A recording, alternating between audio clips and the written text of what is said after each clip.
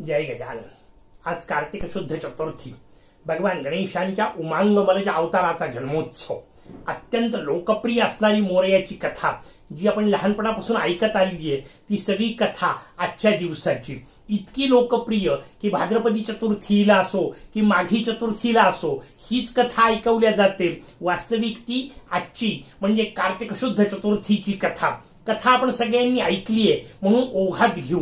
पण ही इतकी लोकप्रिय का झाली त्याचं सगळ्यात महत्त्वाचं कारण की या कथेच्या निमित्ताने गणपत्य तत्वज्ञानाचं जे स्पष्टीकरण कथाकारांनी केलेलं आहे ते अद्वितीय आहे आणि म्हणून ते समजून घेण्यासाठी ही कथा अत्यंत महत्त्वाची आहे। पण जशाला तशी नाही ऐकून उपयोग नुसती, जशी आपण ऐकत आलो आहे। कशी आपण कथा ऐकली, पार्वतीला स्नानाची इच्छा झाली, तिने आपल्या गणांपैकी नंदीला बोलावलं, सांगितलं दारावर उभा राहा, कोणालाही आत सोडू नको। थोड्या वेळाने भगवान शंकर येतात, नंदी त्यांना अडवू शकत नाही, शंकर आत जातात, देवी पार्वती संतापते। मी सांगितलं असताना नंदीनी कसं सोडवलं, त्यांना आतमध्ये का सोडलं? स्वाभाविक संतापलेली पार्वती आपला तो राग मैत्रिणींच्या जवळ व्यक्त करते। मैत्रिणी सांगतात तू जगज्जननी आहे, तुला काय कठीण आहे, तू स्वतःचा एखादा गण निर्माण कर, त्याला त्याचं काम सांग। तिने तसंच केलं, अंगावरचा मळ काढला, त्याचा एक पुतळा बनवला, तो पुतळा दाराशी उभा केला उमांग मल नावानी। उमा, अंग, मल आणि ज असे 4 शब्द एकत्र येतात।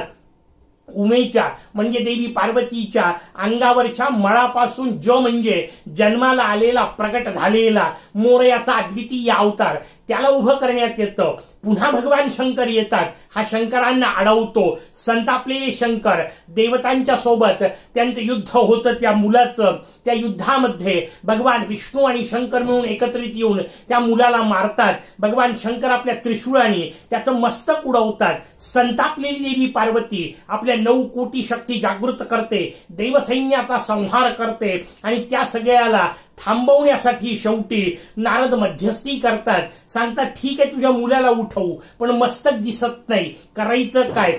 सांगण्यात आलं भगवान शंकरांनी सांगितलं भगवान विष्णूंना जंगलात जा, सापडेल त्या प्राण्याचं पहिलं मस्तक घेऊन या, ते बालकाच्या धडावर बसवू। पहिले एक गजराज दिसला, त्याचं मस्तक आणलं, बालकाच्या धडावर बसवलं, बालक उठला, जय गजानन म्हणून आपण जयघोष करतो। सगळ्यांनी कथा ऐकलेली आहे, आता थोडी समजून घेण्याचा प्रयत्न करू। या कथेला काही प्रश्न विचारा म्हणजे आपल्या लक्षात येईल की हीच नव्हे, पुराणांची प्रत्येक कथा ऐकायची असेल तर किती वेगळ्या पद्धतीची तयारी लागते, किती वेगळ्या पद्धतीने अभ्यास आपल्याला करावा लागतो। पहिला प्रश्न महत्वाचा, एखाद्या महानगरातल्या सगळ्या माता भगिनींच्या अंगावर मिळून तरी पुतळा बनणे इतका मळ असेल का?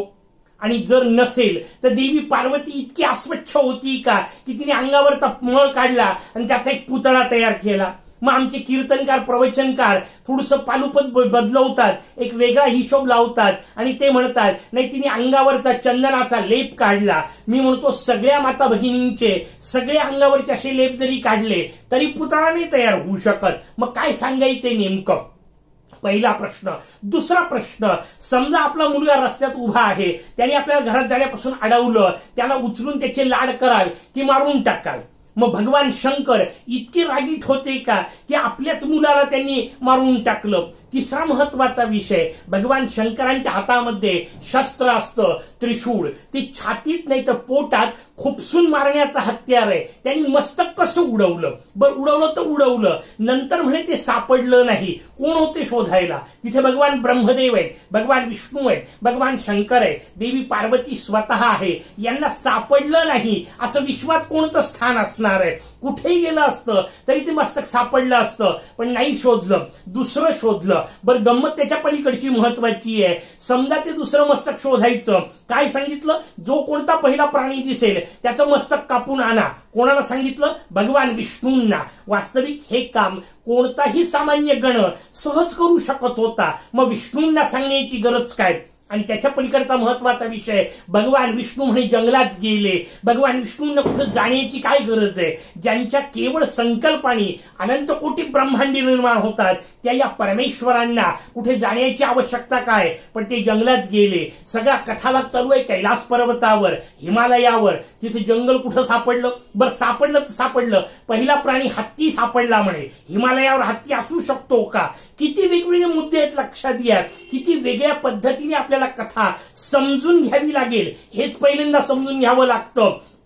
कशा पद्धतीने त्यात वेगवेगळे प्रश्न आहेत. मग हिमालयावर हत्ती कसा सापडेल? पण शोधला, आणला, त्याचं मस्तक आणलं, बालकाच्या धडावर बसलं, बालक उठला. कसं शक्य आहे? दोघांच्या गुणोत्तराचा काही विचार. हत्ती कितीही कृश होता, बालक कितीही अवाढव्य होता, कसं शक्य आहे? लक्षात घ्या, असे कितीतरी प्रश्न आहेत या कथेला. अर्थात हे प्रश्न विचारत असताना त्याच्या मागचे उत्तर समजून घेण्याच्या भूमिकेतून प्रश्न विचारायचे, टिंगल करण्यासाठी नाही, कथेला काहीतरी निरर्थक ठरवण्यासाठी नाही. त्या कथेला हे प्रश्न आपण विचारले की मग आपल्याला त्याची उत्तरं शोधता येतात. आणि जेव्हा आपल्याला त्याची उत्तरं सापडतील ना, तेव्हा आपल्याला कथा ऐकायची कशी असते हे शास्त्र आपल्याला व्यवस्थित कळेल, याचं सूत्र आपल्याला व्यवस्थित कळेल. आता आपण या प्रश्नांची उत्तरं समजून घेण्याचा प्रयत्न करू, म्हणजे आपल्या लक्षात येईल की ही कथा एवढी लोकप्रिय का आहे. कारण या कथेच्या माध्यमातून वेगळ्या पद्धतीने संपूर्ण तत्वज्ञान आपल्या समोर ठेवलं. लक्षात घ्या, ही तत्वज्ञानाची कथा आहे, अध्यात्माची कथा आहे. मग अध्यात्माची कथा समजून घ्यायची असेल तर पहिली महत्वाची गोष्ट, अध्यात्माचे काही सूत्र समजून घ्यावे लागतील. आध्यात्मिक अभ्यासाच्या सूत्रांमध्ये एक महत्वाचं सूत्र आहे, जे पिंडी ते ब्रह्मांडी. याचा अर्थ या अनंत कोटी ब्रह्मांडामध्ये जे काय भरलेलं आहे ते या 6 फुटामध्ये भरलेलं आहे. म्हणून अंतर्मुख व्हायचं, आपल्याच आत शोधायचं. कशी सुरुवात करता येईल? कथेची सुरुवात कुठून झाली? देवी पार्वती पासून. व्यवस्थित लक्षात घ्या. आता मला माझ्याच देहामध्ये, म्हणजे या समष्टीच्या संपूर्ण विश्वाला एकत्रित या व्यष्टीत पाहत असताना मला आतमध्ये पार्वती शोधायची आहे. कशी शोधायची? साधनेचा विषय आपल्या समोर येणार आहे.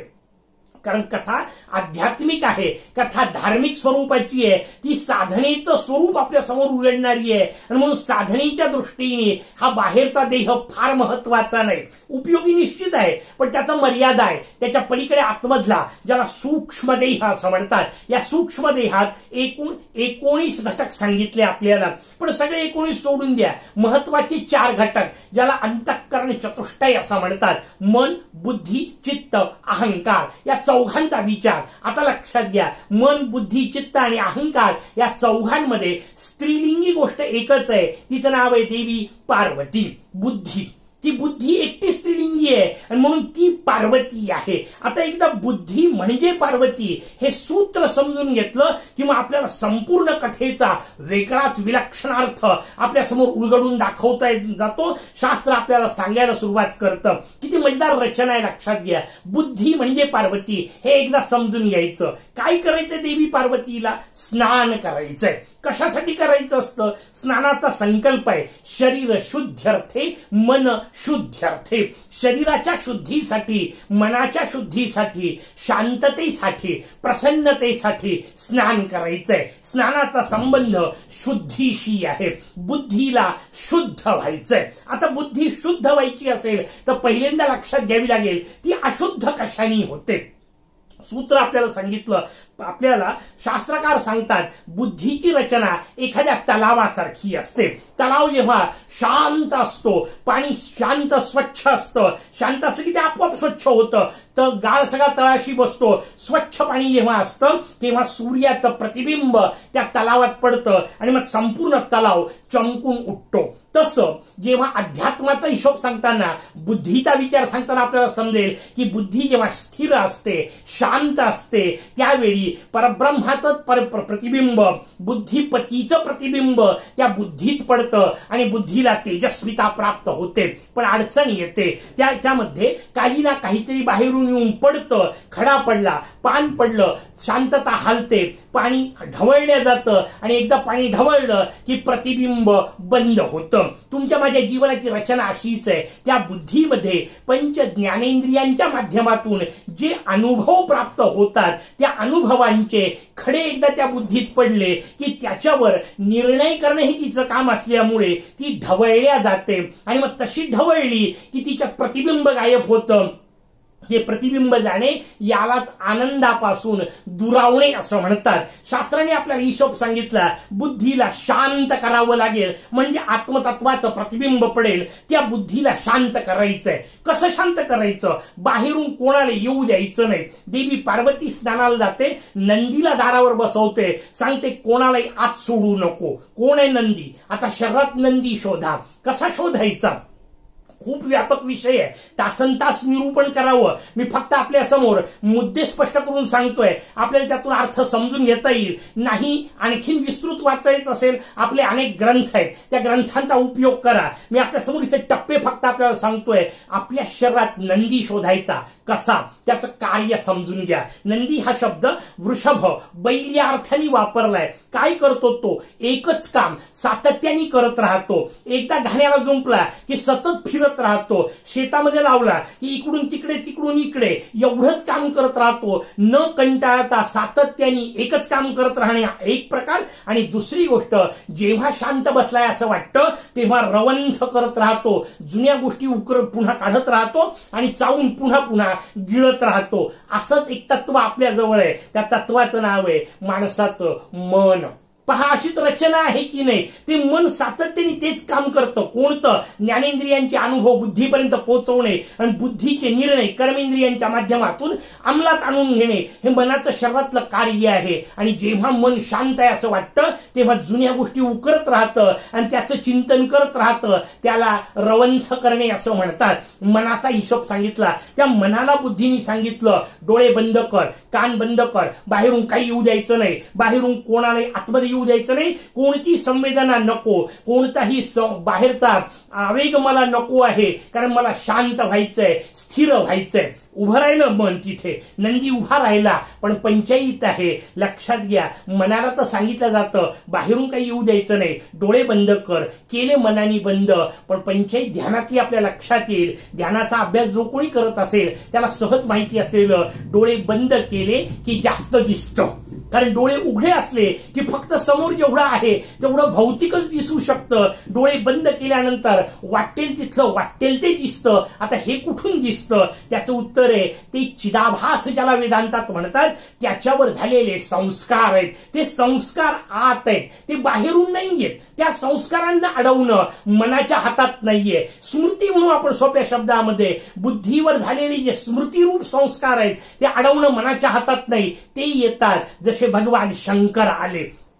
कारण आता शंकरांना अडवणं नंदीच्या हातातच नाहीये. म्हणून ते शंकराला आतमध्ये जाऊ दिलं नंदीने. शंकर आतमध्ये आले, देवी पार्वती चिडली. भाव व्यवस्थित लक्षात घ्या. देवी पार्वती लाजली असती, समजू शकतो, स्त्री सुलभता आहे, ती चिडली. ती म्हणते मी सांगितलं असताना सुद्धा नंदीनी कसं पाठवलं. वाक्य व्यवस्थित लक्षात घ्या. शंकर आतमध्ये आले म्हणून नाही चिडलेली, ती चिडली आहे मी सांगितलं तरी नंदीनी कसं ऐकलं नाही. म्हणजे नंदीला सांगणारी मी त्याची मालकीण आहे आणि नंदी माझा गण आहे, ह्या भूमिकेला धक्का बसला. आणि शास्त्राने सांगितलं यालाच मळ असं म्हणतात. मी आणि माझं हाच मळ आहे. बुद्धीवर बसलेला, आपल्या जीवावर बसलेला हा जो मळ आहे ममत्वाचा आणि अहंकाराचा, मी या सगळ्यांची मालकीण आहे, माझे हे सगळे गण आहेत, माझे अंकित आहेत, मी यांची स्वामिनी आहे, हा मळ बाजूला गेला. कारण भगवान शंकरांना त्यांनी आतमध्ये सोडलं. देवी पार्वती बिथरली आहे, तिचा मी आणि माझं गळून पडलं, याला मळ निघून जाणं असं म्हणतात. आणि ज्या क्षणी मी आणि माझं गळून पडेल त्या क्षणी परमात्मा असतोच असतो. तो जो प्रगट होतो, त्याचा जो साक्षात्कार होतो, त्याला माझा मोरया प्रगटला असं म्हणतात. त्याला उमांग मलज असं म्हणत असतात. पण पंचायत पुढची आहे, लक्षात घ्या. हा साक्षात्कार झाला, पण माणसाची प्रवृत्ती अशी आहे की त्या गोष्टीलाही तो पुन्हा वेगळ्या पद्धतीने तीच भूमिका लावतो. आता तिने नंदीला बाजूला केलं आणि त्या मुलाला माझं म्हणायला लागली. उमांग मलज माझा पुत्र आहे. किती वेगळेपणाने लक्षात घ्या. तेच आलं गोल फिरून. म्हणजे घरदार सोडून जायचं आणि आश्रमातल्या गोष्टींमध्ये अडकून पडायचं कसला प्रकार आहे. घरदार सोडून द्यायचं आणि अध्यात्माच्या अभ्यासामध्ये लागल्यानंतर त्या अभ्यासाचाच अहंकार करायचा. ही जी पंचायत असते ना, ती पंचायत नेमकेपणाने आपल्या समोर शास्त्रकार सांगतायत. कथा सांगतीये. कथा म्हणते अरे नाही, उमांग मलज हा तुझा पुत्र नाही. पुन्हा भगवान शंकर येतात. तो शंकरांना अडवतो. वाक्याचा अर्थ हा अहंकार इतका मोठा आहे. या उपासनेचा सगुण साकार भक्ती लागली. आता बाहेरच्या सगळ्या गोष्टींवरचं मन गेलं. नंदीवरची आसक्ती गेली. व्यवहाराची आसक्ती गेली. पण भगवान भेटले. भगवंताच्या सगुण साकार रूपाला. कारण तिने मूर्ती घडवली. हे वाक्य त्यातलं महत्वाचं आहे. त्या मूर्ततेत अडकली. आता त्या मूर्तीचा, त्या उपासनेचाच आनंद आणि त्याचाच अहंकार आला. तो अहंकार इतका भयानक असतो की श्री गुरूंना सुद्धा जवळ येऊ देत नाही. म्हणून भगवान शंकरांना त्यांनी अडवलं. भगवान शंकर त्याला मारायकरता प्रवृत्त झाले. मारलं कसं? छातीत नाही खुपसून मारला. मेला तसाही असता बालक. पोटात नाही मारलं तसाही मेला असता. त्यांनी मस्तक उडवलं. का मस्तक? कारण मस्तक शब्दाचा अर्थच आहे. लक्षात घ्या. ओळख. तुमची माझी ओळख आहे आपलं मस्तक. नुसता हात सांगितला नाही सांगतायत कोणाचा आहे. नुसता पाय दाखवला नाही सांगतायत कोणाचा आहे. पण नुसता चेहरा दाखवला तर सांगता येतं कोणाचा आहे. कारण ओळख सगुण साकार जो आपण शब्द वापरतोय तो चेहऱ्यावर अवलंबून आहे. रूपत्व, नाम आणि रूप ह्या गोष्टीचा जो संबंध शास्त्रकारांनी सांगितला ते रूप चेहऱ्यात अडकलेलं आहे. त्या पद्धतीचा तो जो चेहरा आहे तो चेहरा उडवला. ते मुख उडवलं. स्वाभाविक देवी पार्वती संतापली. तिने आपल्या सगळ्या शक्ती जागृत केल्या. देवसैन्याचा संहार झाला. वाक्य व्यवस्थित समजून घ्यायला पाहिजे. इथे काही देवता अशा आपापसात भांडत बसत होत्या असं नसतं कधी. देवी पार्वती त्याच देवतांमधली आहे. ती आपल्याच देवतांना, तिचे सगळे लेकरं आहेत त्या सगळ्यांना मारत सुटेल असं काही होत नसतं. काय सांगायचंय त्यांना? आपण जी भूमिका समजून घेतोय ती बुद्धी, त्या बुद्धीला लागलेला लळा, सगुण साकार उपासनेचा, भक्तीचा तो लळा एका बाजूला आहे. श्री गुरूंनी आल्यानंतर मस्तक उडवलं नाही. निर्गुण निराकारच असलं पाहिजे. त्याचंच चिंतन, त्याचंच अनुसंधान ही गुरूंची भूमिका. एका बाजूनी गुरूंनी त्याच्याकरता मांडलेले सगळे शास्त्र वचन जे आहेत ते देवता सैन्य आहे आणि इकडे बुद्धी सगुण साकाराकरता जे जे तर्क मांडते ते देवीचं सैन्य आहे. दोघांमध्ये संघर्ष आहे. सगुण उपासकांचा आणि निर्गुण गुरूंचा आपापसातला संघर्ष जो आहे तो संघर्ष तिथे आहे. वैचारिक संघर्ष आहे. उपाय काहीच निघत नाही. शेवटी श्री गुरु कृपाळू असतात, कनवाळू असतात. ते म्हणतात ठीक आहे चल मस्तक बसवायचं सोडून देऊ, आपण तुला काही ना काहीतरी माध्यम देऊ. का? बुद्धी बिथरली. का बिथरली? कारण तिला आलंबन समोर असल्याशिवाय उपासनाच करता येत नाही. तिला कार्यच करता येत नाही. जर समोर काहीच आलंबन नसेल तर ती बुद्धीच लुप्त होणार आहे. म्हणून शेवटी ती प्रयत्न करते स्वतःचं अस्तित्व टिकवण्याचं. या भूमिकेचा विचार समजून घ्या म्हणजे आपल्याला कथा कळेल. श्री गुरु म्हणतात ठीक आहे जोपर्यंत निर्गुणापर्यंत उपासना तीव्र होत नाही तोपर्यंत काहीतरी माध्यम लागतं. सगुण साकार देऊ. कसं द्यायचं? पुढचा भाग महत्वाचा. ते माध्यम शोधायचं. कोणी शोधायचं? भगवान विष्णूंना सांगण्यात आलं मस्तक शोधा. भगवान विष्णूंनाच का सांगण्यात आलं? त्याचं उत्तर आहे भगवान विष्णू ही धर्मशास्त्राची देवता आहे. कोणी शोधायचं? धर्मशास्त्राच्या जाणकारांनी शोधायचं. कुठे शोधायचं? भगवान विष्णू जंगलात गेले. इथे जंगल शब्दाचा अर्थ खूप सारे झाडं एवढा नाहीच आहे. जंगल शब्दाचा नेमका अर्थ ऐकायचा असेल ना जगद्गुरु आदिशंकराचार्य महाराजांना शरण जा. ते आपल्याला सांगतील शब्दजालम महारण्यम चित्त विभ्रमकारकम.